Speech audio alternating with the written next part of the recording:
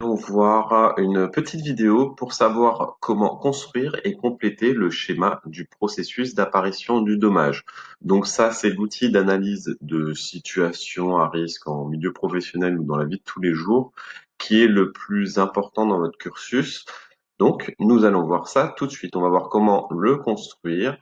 Donc, je mets en affichage plein écran, ce sera plus visible.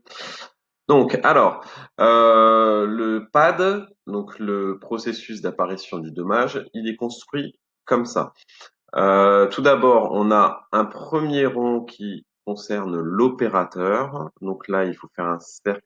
Quand on va le construire, il faut dessiner un cercle désignant l'opérateur. Donc l'opérateur, c'est le salarié, le stagiaire, c'est la future victime potentielle de notre risque.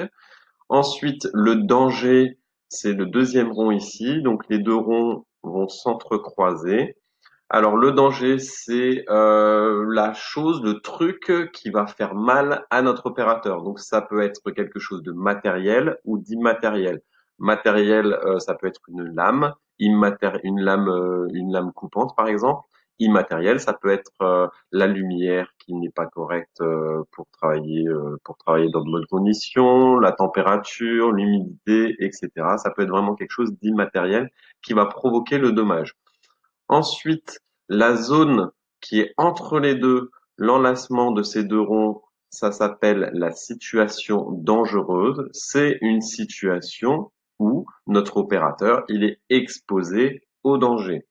Donc là, concrètement, pour remplir ce cadre-là, une phrase bateau, c'est l'opérateur fait un travail en présence du danger. On verra des exemples. Mais si vous utilisez cette phrase bateau en remplaçant l'opérateur parce que vous avez écrit dans la case, enfin dans le rond opérateur et danger parce que vous avez écrit dans le rond danger, vous aurez votre point pour l'évaluation.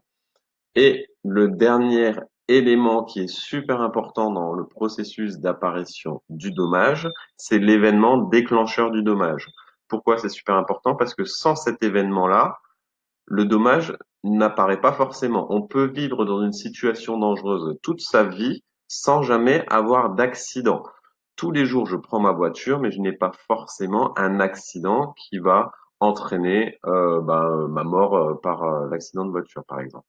Donc, l'événement déclencheur du dommage, c'est quelque chose qui est soit soudain, comme un accident dans un accident du travail par exemple, ou c'est quelque chose de répétitif, comme les intoxications aux produits chimiques, comme les problèmes de dos chroniques, donc qui vont apparaître sur le long terme, comme les problèmes qui apparaissent sur le long terme à cause donc de la lumière, de la température, du bruit, donc toutes ces petites choses qui petit à petit vont provoquer plus une maladie. Là, on parle d'une maladie professionnelle pour distinguer ça des choses qui vont être soudaines, comme les accidents du travail, où là, l'événement déclencheur va être quelque chose de très ponctuel.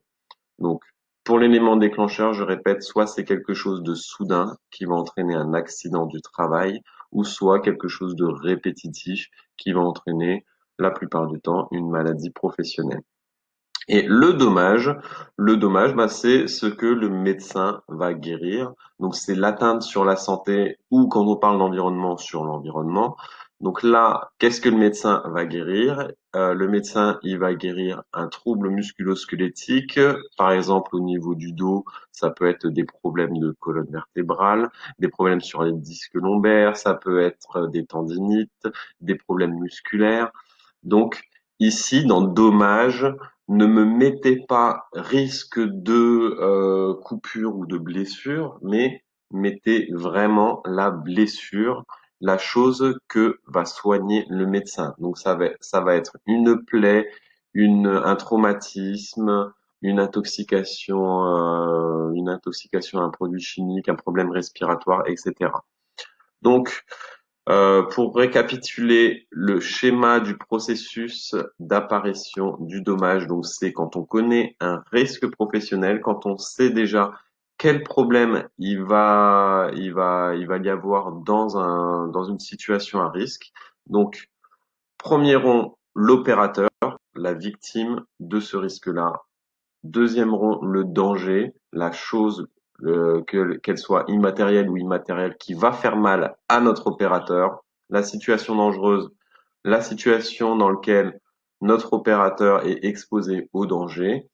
L'événement déclencheur, l'événement qui va faire apparaître le dommage, donc un événement soudain ou répétitif, et le dommage, le problème, l'atteinte sur la santé de notre opérateur. Donc là, je vais refaire une vidéo pour donner quelques exemples d'analyse de situation à risque par cet outil-là, l'outil d'analyse de situation à risque qui s'appelle le schéma du processus d'apparition du dommage ou le PAD. Merci beaucoup, à bientôt.